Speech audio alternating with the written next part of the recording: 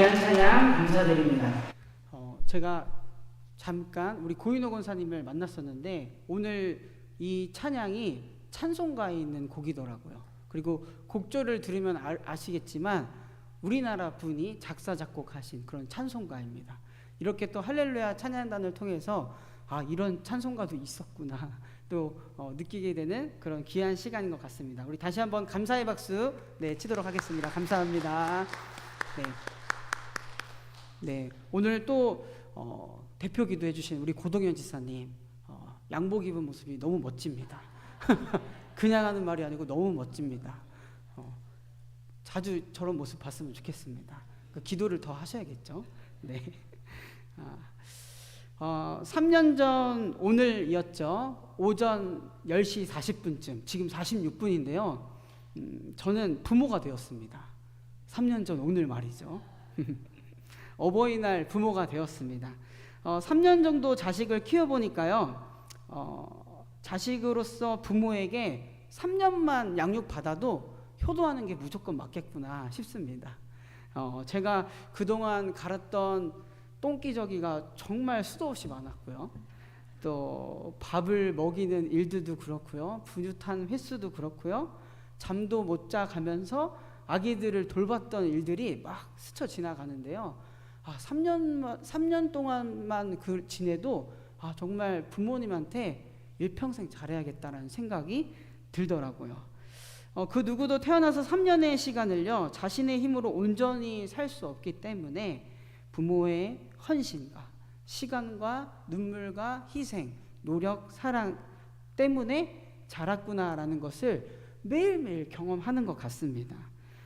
부모님의 사랑을 생각하면 떠오르는 노래가요, 저희 세대는 어머님의 노래입니다. 학교에서도 배우고 어버이날이 되면 불렀던 노래인데요, 이제서야 그 가사가 더욱 마음에 와닿는 것 같습니다. 가사 한번 띄워주실 수 있을까요? 네, 혹시 이 노래 아시나요? 제가 한번 불러드릴게요. 꾀꼬리 같은 목소리로. 높고 높은 하늘이라 말들 하지만 나는 높은 게 또 하나 있지. 낳으시고 키우시는 어머님 은혜, 푸른 하늘 그보다 더 높은 것 같아. 우리 2절 한 번만 더 불러볼게요. 넓고 넓은 바다라고 말들 하지만 나는 넓은 게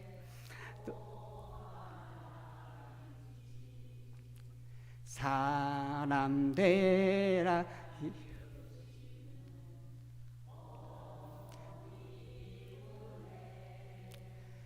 푸른 바다 그보다 더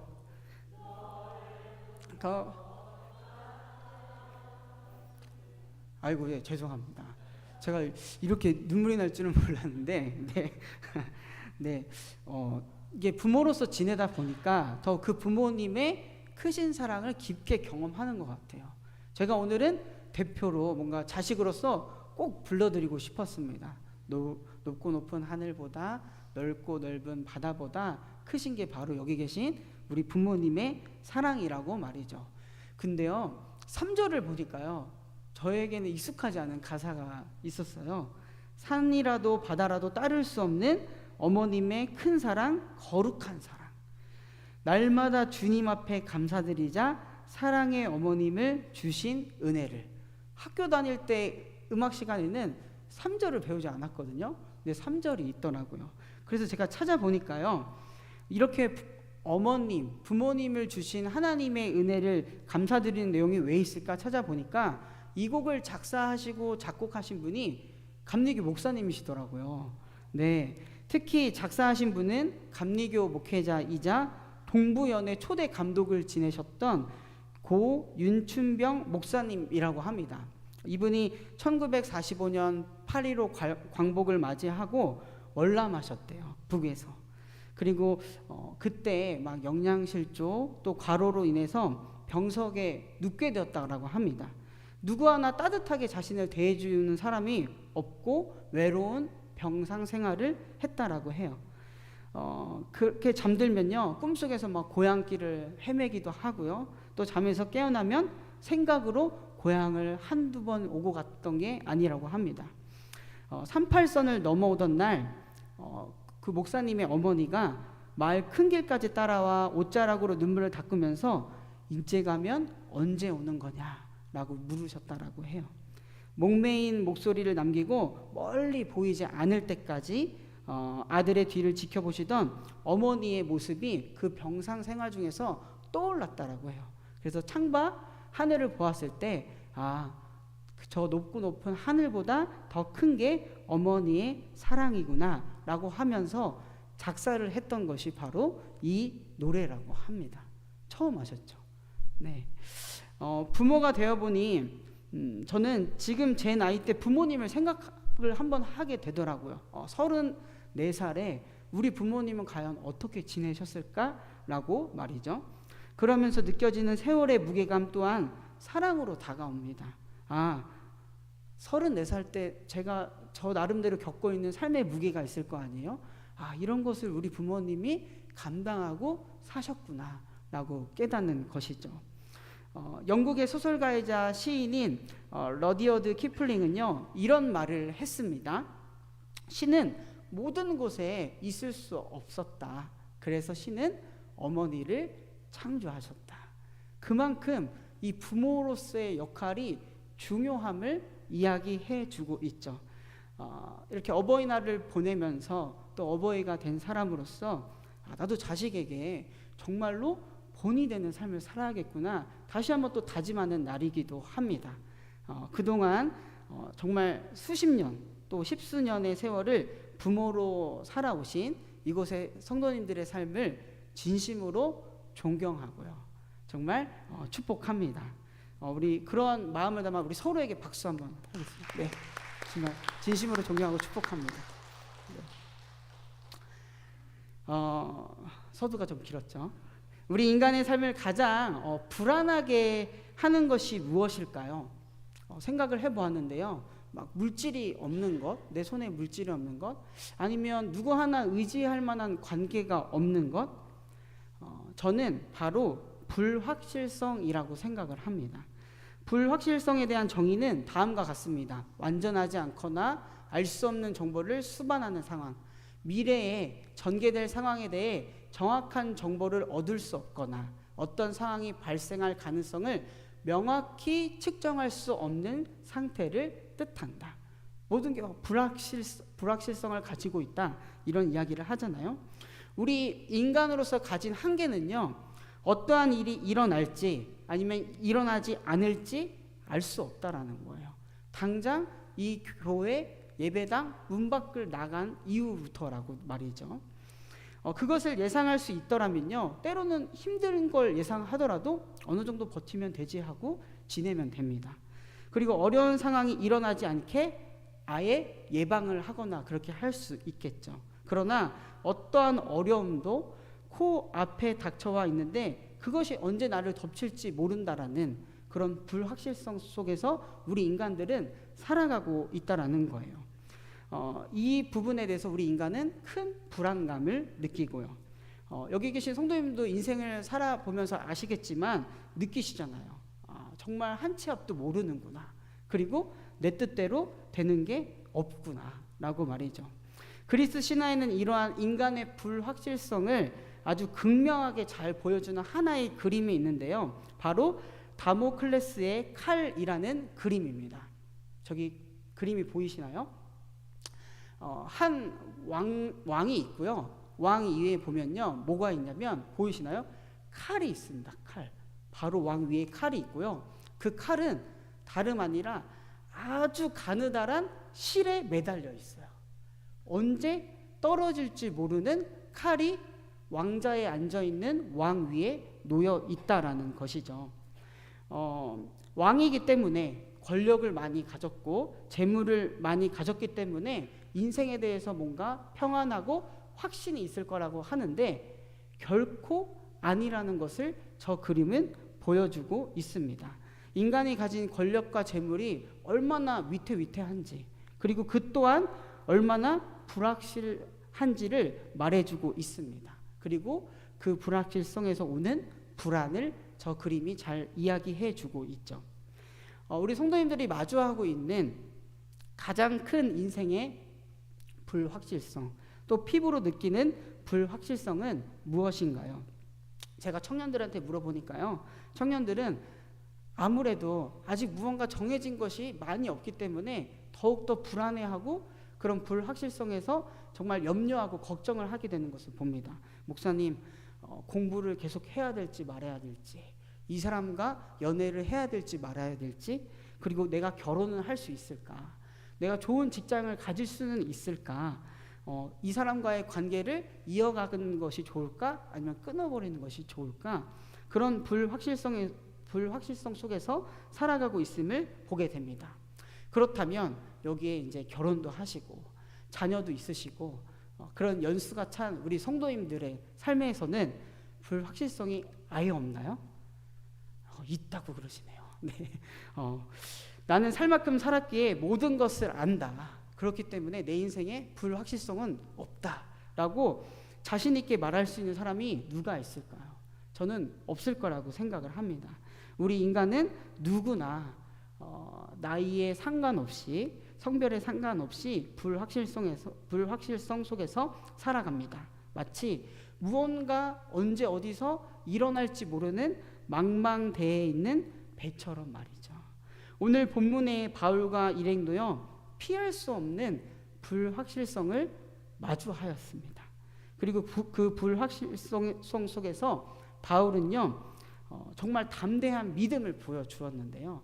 어떻게 그가 그런 모습을 보여줄 수 있었는지 오늘 말씀을 통해 잠시 나눠보고자 합니다. 오늘 본문은요, 바울 전도 여행의 거의 마지막 부분을 다루고 있는 장면입니다. 바울은 육지를 오고 가며 바다를 오고 가며 복음을 전합니다. 원래 바울은 부활하신 예수님을 만나기 전 유대교를 위해서 그리스도인들과 교회를 핍박하는 자였어요. 사도행전 8장 3절을 보면요, 바울에 대해서 이렇게 설명을 합니다. 사울이 교회를 잔멸할세 각 집에 들어가 남녀를 끌어다가 옥에 넘기느니라. 그는 교회를 잔멸하는 자였습니다. 여기서 잔멸한다라는 것은 어떤 뜻이냐면요, 큰 멧돼지가 포도밭을 들어가서 마구 해치는 것을 이야기해요. 그렇게 바울은 믿는 사람들, 신앙 공동체 안에 들어가서 막 회방하는 자였다라는 거예요. 믿는 사람들을 옥에 넘기는 사람들이었습니다. 바울은 이처럼 자신이 가진 그 유대교의 정체성을 지키기 위해서 아주 살기를 가지고 그리스도인을 붙잡아 들이고 아예 교회 공동체를 파괴하고자 하는데 혈안이 된 사람이었습니다. 그런 바울을요, 주님께서는요, 만나 주십니다. 어떻게 만나 주시냐면요, 여전히 그리스도인들을 괴롭히고 잡아서 옥에 가둬놓으려고 가는 길 도중에 부활하신 예수님이 사울아 사울아 내가 왜 나를 핍박하느냐 라고 물으시면서 직접 만나 주십니다. 그 이후로 바울은요, 그리스도인들을 핍박하는 자, 죽이는 자에서요, 이제는 그리스도인들을 위해서 자신의 생명까지도 걸 수 있는 사람이 되어버립니다. 아주 변하게 되죠.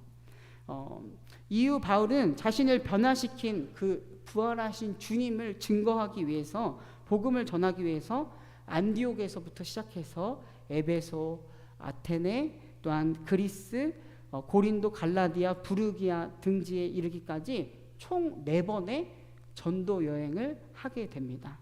사도행전 13장을 보면 바울의 전도 여행이 어떻게 시작되는지를 말해주고 있습니다. 제가 읽어드리겠습니다. 그들이 주님께 예배하며 금식하고 있을 때 성령이 그들에게 말씀하셨다. 너희는 나를 위해서 바나바와 사울을 따로 세워라. 내가 그들에게 맡기려 하는 일이 있다. 그래서 그들은 금식하고 기도한 뒤에 2 사람에게 안수하여 떠나보냈다. 바나바와 사울은 성령이 가라고 보내심으로 실루기아로 내려가서 거기에서 배를 타고 기프로스로 건너갔다. 아멘.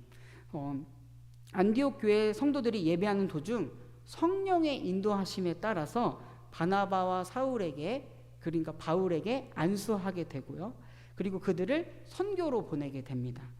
무엇이 이 바울의 전도 여행, 그 항해를 시작하게 하였다고 성경은 기록하고 있나요? 바로 성령께서 인도하셨다. 성령께서 그 일을 시작하게 하셨다라고 합니다. 바울을 만나주신 분도 하나님이시고요. 또한 바울을 복음을 전하게 하신 분도 바로 이 성령이라는 것을 우리는 말씀을 통해서 알 수 있습니다. 우리 또한 그 사실을 잘 알아야 합니다. 우리가 이렇게 신앙생활을 시작하는 것, 또한 믿음의 여정을 시작하는 것은요, 결코 우리의 선택으로 된 것이 아닙니다.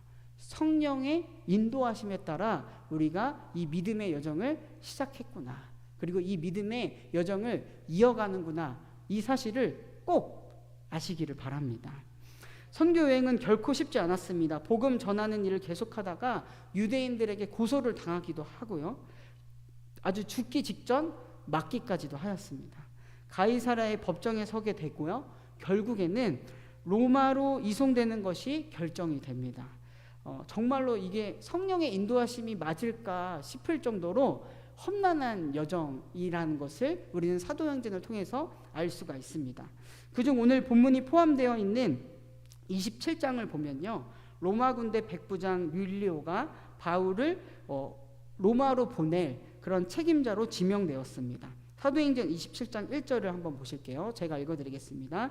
우리가 배로 이탈리아로 가야 하는 것이 결정되었을 때 그들은 바울과 몇몇 다른 죄수를 황제 부대의 백부장 율리오라는 사람에게 넘겨주었다. 아멘. 이렇게 바울이 이제는 이탈리아의 로마까지 가게 되었구나라는 것을 27장 1절을 보면서 알 수가 있습니다. 그런데 이렇게 로마로 가는데 어떻게 가냐면요, 바로 배를 통해서 바다로 간다라는 것을 알 수가 있습니다. 그 당시 고대 그리스의 배는요, 나침판이 따로 없었기 때문에 가장 믿을 만한 항해법이 바로 별을 보는 것이었습니다. 별을 보고 가는 것이었어요. 따라서 구름이 덮인 날씨는요, 항해가 거의 불가능했죠. 위험했습니다. 날씨상 9월 항해는 조심스러웠고 11월쯤 항해는 불가능했습니다. 그런데 이렇게 바울이 로마로 이송되는 시점이 언제였냐면요, 10월쯤이었습니다. 9월과 11월, 항해가 좀 불안정하고 불안한 그 중간인 10월쯤에 바울이 로마로 가는 항해를 시작하고자 했습니다. 바울은 나름 오랜 기간 전도여행을 통해서 쌓은 경험이 있었기 때문에 항해를 시작하기 전에 다음과 같이 자신의 의견을 이야기하는데요. PPT는 따로 없지만 사도행전 27장 10절에서 14절을 보면 이렇게 이야기를 합니다. 여러분, 내가 보기에 지금 항해를 하다가는 재난을 당할 것 같은데 짐과 배의 손실만이 아니라 우리의 생명까지 잃을지도 모릅니다. 그러나 이 바울의 의견을요, 백부장은요 무시를 합니다. 왜냐하면 그 배의 주인과 선장은요 다른 의견을 제시하거든요. 어떠한 의견을 제시하냐면, 우리가 지금은 날씨도 괜찮고 또 바람도 순풍이 불기 때문에, 그리고 지금 이곳에서 겨울을 나기에는 적합하지 않기 때문에 지금 잠깐이라도 항해를 하는 게 좋겠다. 당연히 이 백부장 율리오는요, 그냥 복음을 전하는 또 천막을 만들었던 바울의 이야기보다는 오랜 경험을 하였던 배의 주인과 선장의 말을 따르게 되죠. 그런데 27장 14절은 이렇게 기록되어 있습니다. 그런데 얼마 안 되어서 유라굴로라는 폭풍이 섬 쪽에서 몰아쳤다.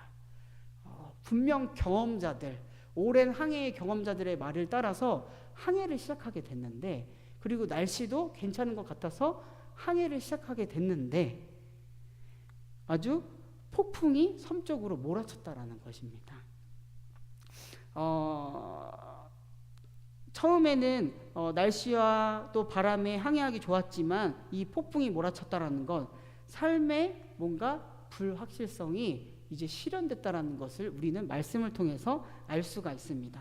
그리고 그 삶의 불확실성을 정말 위협으로 마주한 순간 그 결과는 체념하고 떠밀려가기 시작했다라고 성경은 기록하고 있습니다. 우리 사도행전 27장 15절을 함께 읽어보실까요? 시작. 배가 폭풍에 휘말려서 바람을 맞서서 나아갈 수 없었으므로 우리는 체념하고 떠밀려 가기 시작하였다.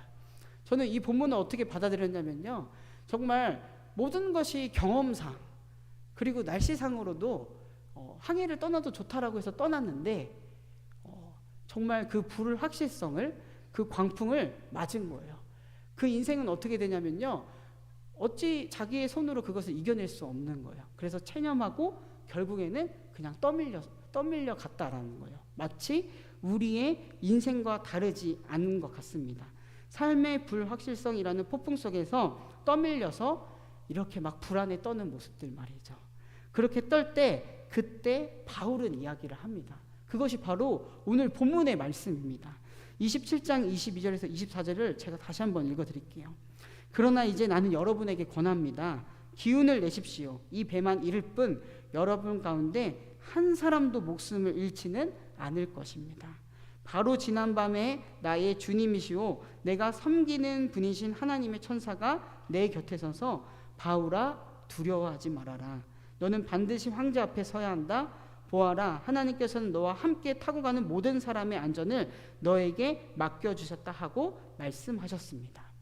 바울은 이 주님의 음성을 신뢰했기 때문에 설령 그렇게 불확실성이라는 폭풍우 속에서 자신의 배가 있더라 하더라도 평안할 수 있었습니다. 그리고 그곳에서 불안에 떠는 사람들에게 평안할 수 있다라고, 두려워하지 말라라고 이야기할 수 있었던 것입니다. 저는 이 바울의 모습을 보면서 오늘날 우리들의 신앙도 이래야 되지 않을까 생각을 하게 됩니다.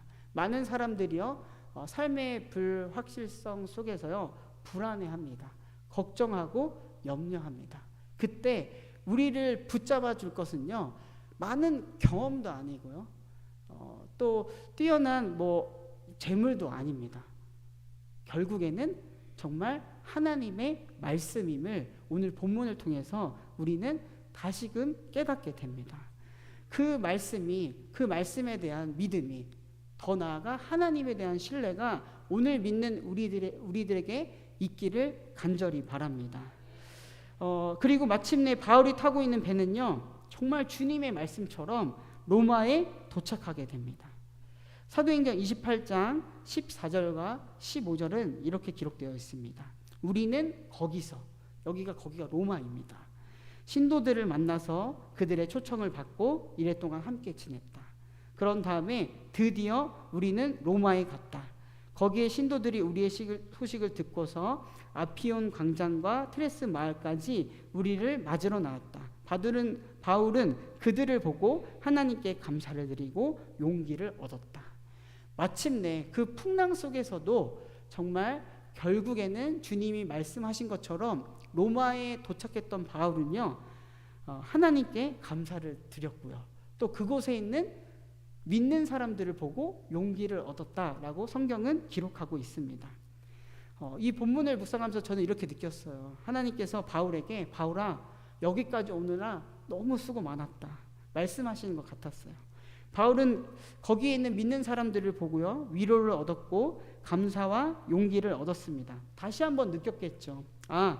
전도 여행이 넘어서 인생이라는 항해길을 정말 진정으로 인도하시는 분이 바로 나의 하나님이시구나 라고 말이죠. 개인적인 경험을 좀 말씀드리면서 말씀을 마치고자 하는데요, 제가 해군을 나왔습니다. 그래서 저는 해군 얘기한 거 되게 좋아하는데, 한 번은 일본과 뉴질랜드 그런 나라들과 연합훈련을 하러 태평양을 지나가는 길이었어요.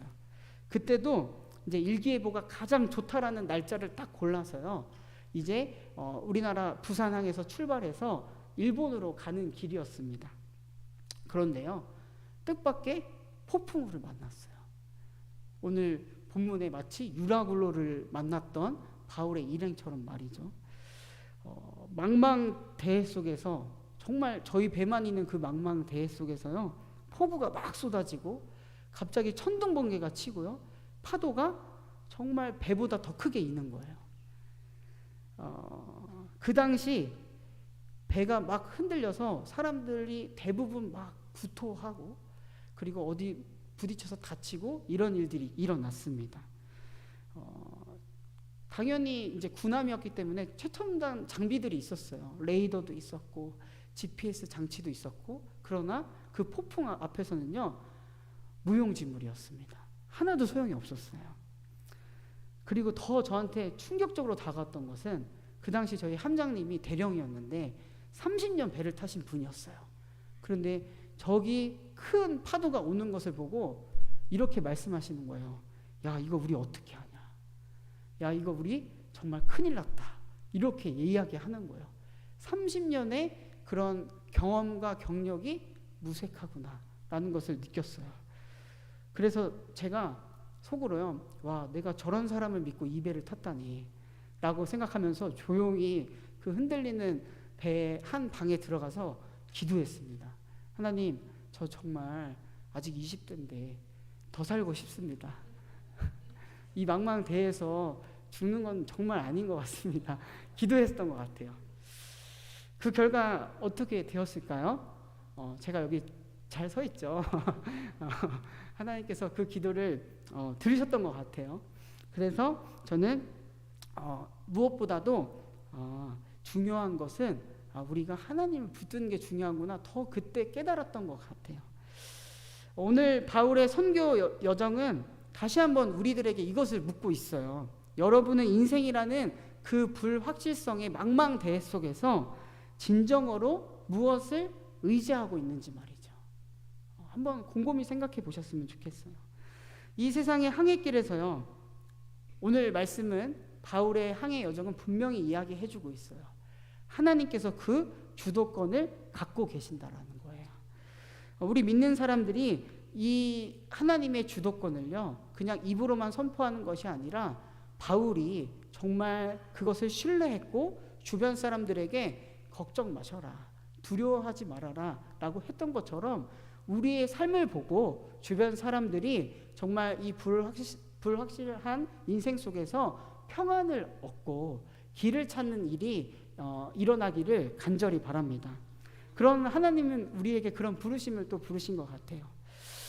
제가 그렇게 큰 일본 갔다가 큰 항해 속에서 그런 경험을 하고 나서요, 다시 이제 진해에 들어와서, 부산에서 출항을 했지만 들어온 건 진해로 들어와서 평소에 다녔던 해군 그 통역교회를 당연히 이제 주일이 돼서 갔어요.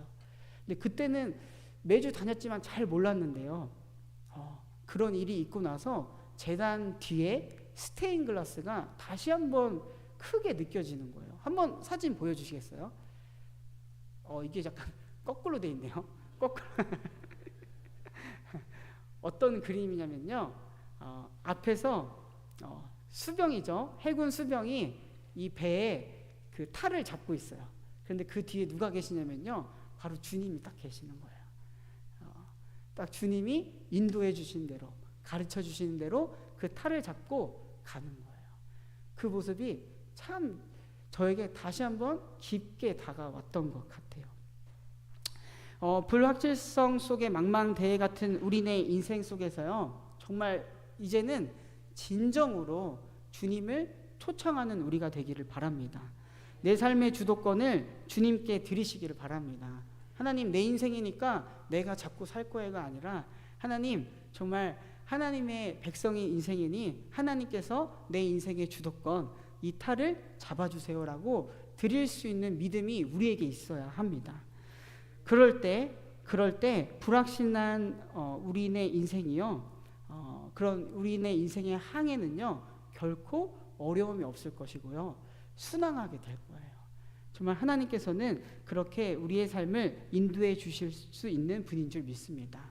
앞으로도 우리가 어떠한 삶을 마주할지 몰라요. 그죠? 그것 때문에 또 괜히 먼저 걱정하고 염려하는 우리 모습이 또 스쳐 지나갈지 몰라요. 그럴 때마다 이 바울의 항해를 기억했으면 좋겠어요. 또 제가 보여드렸던 이 스테인글라스도 한번 머릿속에 떠올랐으면 좋겠어요. 내 삶의 주도권을 잡고 계신 분이 주님이신데 내가 무엇을 두려워할까? 인생의 혼란과 역경 속에서도 우리 믿는 자들이 평안할 수 있는 이유고요. 그 평안을 전할 수 있는 이유인 줄 믿습니다. 그런 복된 삶을 살아가는 이 시간 사랑하는 모든 정능의 성도님들 되기를 간절히 바랍니다. 제가 기도하겠습니다. 사랑하는 주님, 오늘도 우리에게 주님의 새로운 은혜를 허락해 주시니 감사합니다. 한 치 앞도 모르는 불확실한 우리들의 삶 속에서 우리의 경험, 지식, 기술 그 어떤 것을 의지하는 것보다 먼저는 확실한 하나님의 인도하심을 구하는 우리가 되게 하여 주시옵소서. 우리의 삶을 인도하시는 주님께 주도권을 내어드리는 믿음을 허락하여 주시옵소서. 그리하여서 하나님의 일하심을 경험하는 정능의 모든 성도가 되도록 축복하여 주시옵소서. 이 모든 말씀 지금도 살아계셔서 우리와 함께 하시는 우리 구주 예수 그리스도의 이름으로 간절히 기도드립니다. 아멘. 네, 잠깐 교회 소식 전하도록 하겠습니다.